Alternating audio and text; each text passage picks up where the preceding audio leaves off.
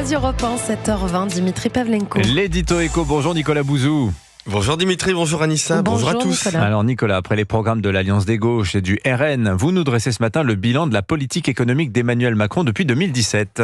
Oui, cette politique qu'on appelle la politique de l'offre, le principe c'est d'alléger les contraintes qui pèsent sur les entreprises et leurs actionnaires pour laisser l'économie se développer, pour laisser les salaires augmenter.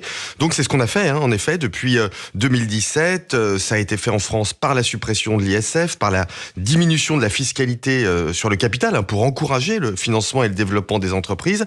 C'est aussi passé par des mesures pour développer l'apprentissage et la formation professionnelle, pour permettre aux entreprises de signer des accords sur le temps de travail. Ça a pris la forme de baisse des impôts de production, ces impôts qui pèsent sur les entreprises.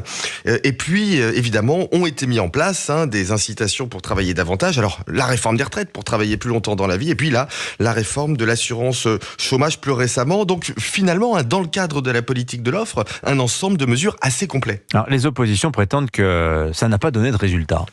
Ouais, alors on va regarder quelques chiffres. Entre 2017 et 2023, le PIB de la France, c'est-à-dire ce qu'on produit sur le territoire français, ce PIB a augmenté de 7,4%. C'est quand même nettement plus qu'en Allemagne et qu'au Royaume-Uni, qui sont nos deux principaux partenaires commerciaux. Le taux d'emploi en France a atteint un niveau record, à 68,5% de la population adulte. Les entreprises ont créé 2 millions d'emplois et l'inflation a été quasiment la plus faible de la zone euro. Alors, notre déficit commercial reste colossal, énorme, parce qu'on produit plus grand-chose en France, mais quand on regarde très attentivement ce qui se passe en matière de réindustrialisation, on a des signaux plutôt positifs.